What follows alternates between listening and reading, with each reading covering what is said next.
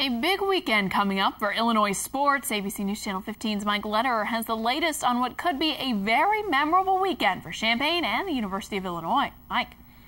Well, Heather, the UCLA Bruins, they're now public enemy number 1 in Champaign. Already the Illini's opponent in the Kraft Fight Hunger Bowl on New Year's Eve. The Bruins are now the only team standing in Illinois volleyball's way on their quest to win their first ever national championship. The Illini fought from behind in the 5th and decisive set on Thursday night to take down the USC Trojans in the Final Four. And check out match point. Unbelievable back and forth action between these two teams. Now, first-team All-American Colleen Ward had a career-high 27 kills, and freshman Liz McMahon carried the Illini down the stretch. The win was the Illini's first victory over a Pac-12 school, and they'll need another if they want to win it all. First serve against UCLA Saturday night at 7:30 on ESPN2. They're very different than what we just saw. You know, SC is more of a high ball team and big middles that, you know, get up and over us. And UCLA is going to be fast everywhere, and they're going to challenge us. It's going to be tough. We're going to have to play a whole different style against them, which is going to be interesting to see how fast we can make a turnaround and how long it takes us to adjust to that in the match. We don't really think about what kind of game it is. We just think about one match at a time. And you know, it's crazy that the next match is for the championship, so it is pretty surreal, but we're going to try to look at it the same way.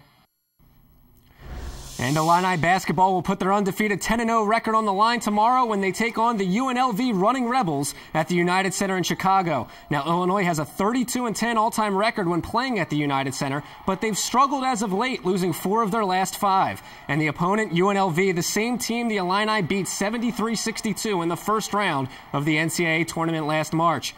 And even though former Illinois head coach Lon Kruger is no longer in charge at UNLV, the Illini know the Running Rebels present a tough challenge.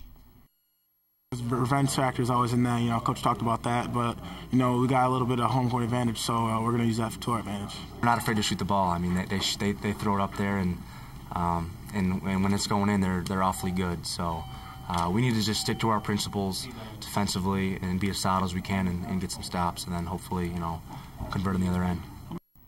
And we'll have a full Fast Break 15 on tap tonight at 10. A couple of big games as Centennial takes on Urbana and Mattoon travels to Central. And we've got Vermilion County covered. Highlights to come from Eisenhower Danville, STM Salt Fork, and Uni High at Oakwood.